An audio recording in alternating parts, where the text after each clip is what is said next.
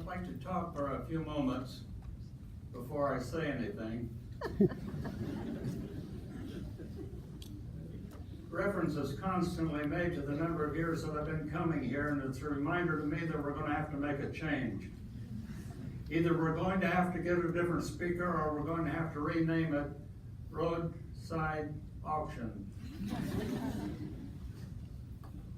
I know a thing or two about aging. I got a call recently from my college roommate telling me that he'd lost my phone number. I had the same question. He said, I'll tell you what, Mitch, let me get a pencil and paper and write it down. If I lose the paper, I'll just give you another call. And I said, fair enough. Now, I probably shouldn't be, but I'm nervous. I think it goes back to a remark that was made about my public speaking about 60 years ago. I was minister of a small church, and I got a call one Sunday afternoon from a member of the congregation asking me for a copy of the sermon. Now that was rare because most people didn't even want to hear it the first time, much less the second. But I learned that she had missed church that morning because of a sick child. But she said, my husband came home just raving about the wonderful sermon you preached. Then she paused and said, wouldn't you just know it? I have to miss on the day when you do a good job.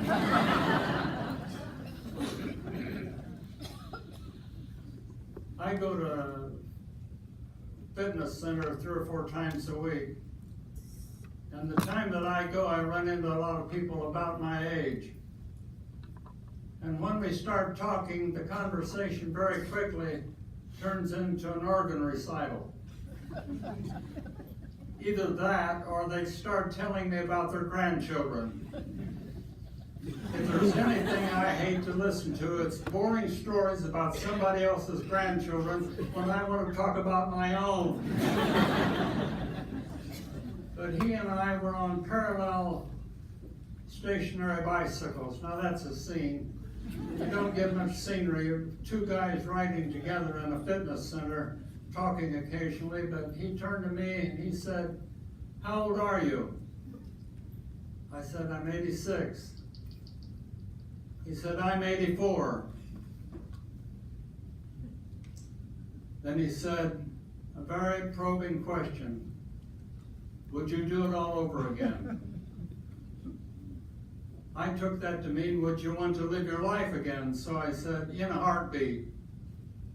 There was a long pause, and then he said, I would not.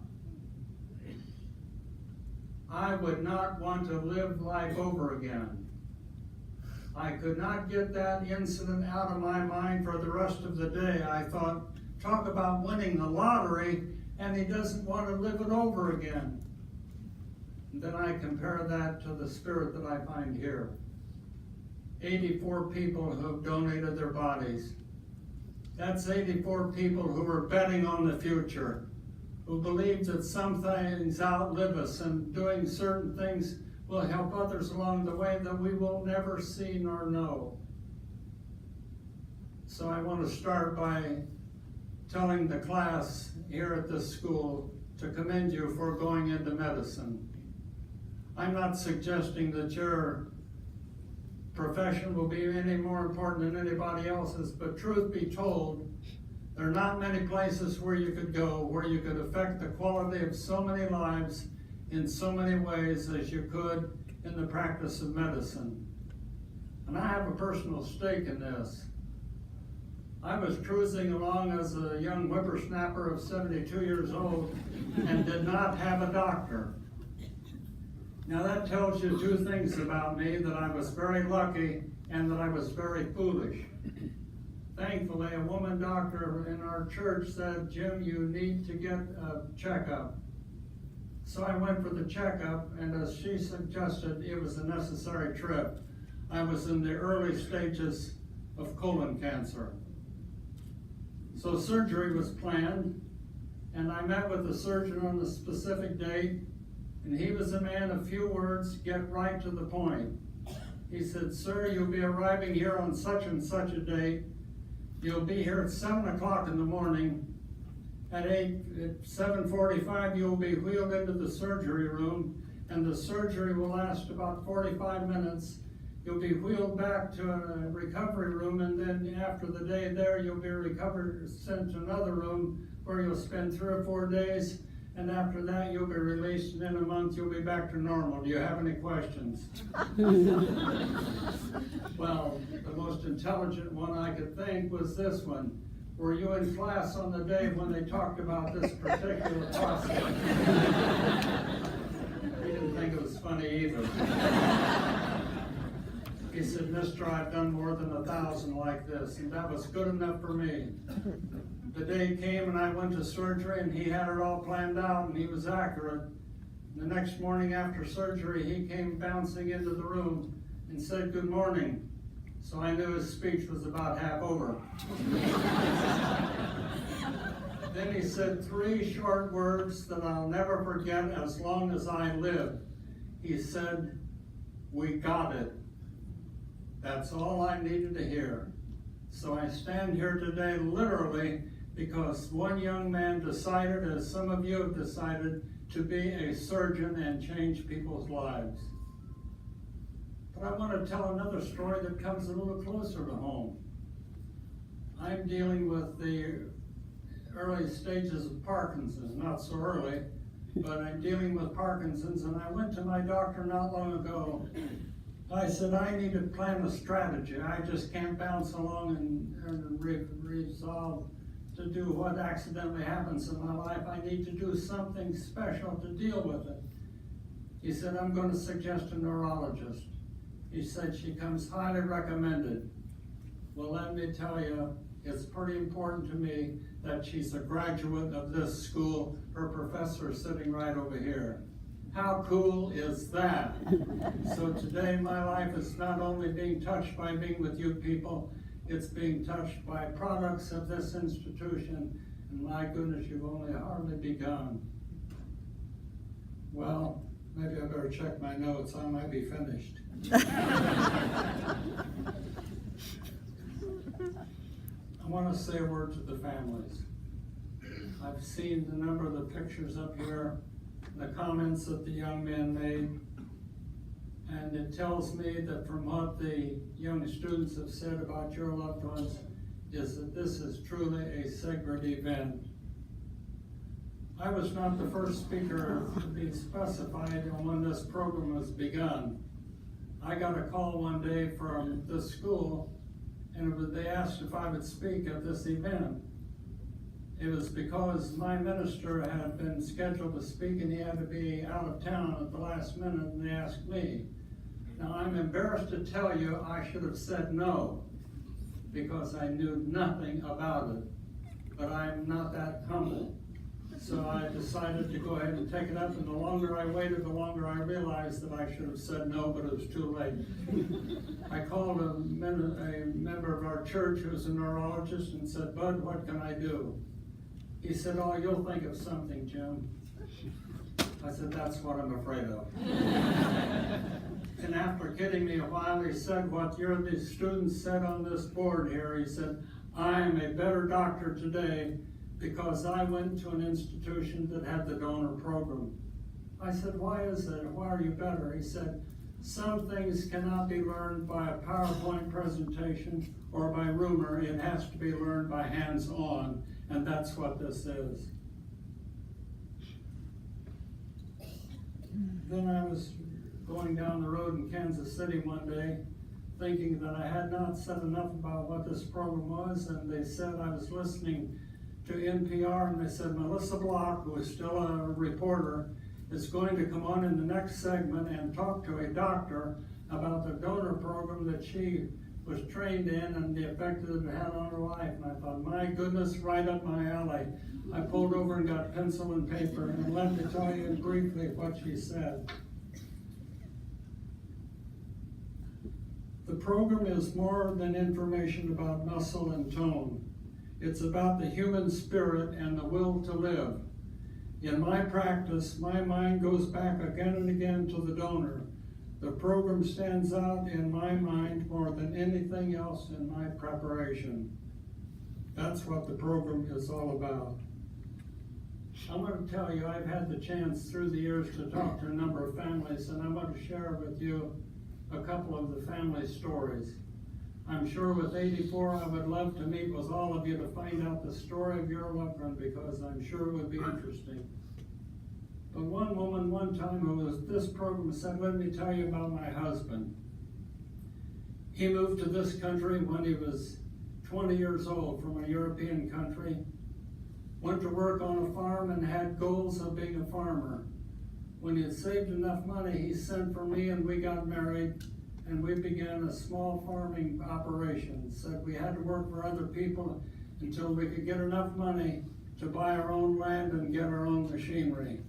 But through the years, they worked together and worked hard and finally developed a workable farm where they could make a reasonable living. After he retired, he contacted a disease that was going to take his life, and he decided to give his body to this school. I asked her, why did he do it? And she said he wanted to pay this country back for the wonderful gesture it gave him as an immigrant to come here and carve out a career and raise a family. The second incident I want to talk to you about is a young woman grew up on a small farm in southern Indiana. When she graduated from high school, she expressed interest in going to college. If she did, she would be the first in her family to go to college. Her father said, no, you don't need to go to school. They said, we can find you a job in a local office and you'll be just fine. She persisted, and so did he. They locked horns, and finally she told her mother, I'm going to have to run away in the middle of the night because Dad is not going to let me go to school, which is what she did, and he woke up the next morning discovering that she was gone. Long story short, she worked at 2 or 3 part-time jobs, paid her own way through school, and graduated with an English major. He was proud of her after she had done this, but not before. She spent 45 years in local high schools as a teacher of English literature and writing. I know a little bit about this case because it was my wife of 55 years. And I learned something from this experience. I'm old enough to have been involved in scores of memorial services in my life, some dear friends, but nothing quite gets your attention like your own family. And I can tell you today that there's something about this program that I need to emphasize just for a moment. That is the importance of grieving. It was said of Abraham Lincoln, he laughed to muffle the beats of a broken heart. But let's be honest, there's some broken hearts here today. And I can say to you, work your way through it. We often hear statements like, get over it. No, the answer is not to get over it. The answer is to work through it. And it's okay to honor your loved one with tears. My wife and I went to a European city a few years ago, and this town had the bicycle culture in the town. Almost everybody had a bicycle, but there were a few who didn't. The tour guide told us, she said, you'll notice an occasional white bicycle parked against a post or against a wall. She said that's because of a tradition that was started in this city to help people who could not afford a bicycle. She said, when you need a bicycle, that white one is yours, but you ride across the city and you park it and it becomes someone else's. It belongs to whoever needs it. I think that's the story of the donors. They're through with their body, but they're going to give it to somebody who needs it. And the thing I want to leave you with that's so important, that you be sure that you have grieved sufficiently, because if you do, that will turn to gratitude, because I can promise you that the day will come when the tears will dry and the pain will be alleviated, and you'll find gratitude, because this is my everlasting conviction. Sorrow does not have the final word. The final word belongs to love. This will be the final time that I will do this. It has touched me a lot more than it's touched the people that I've been able to talk to. But I can only say this to you. Bless you, and amen.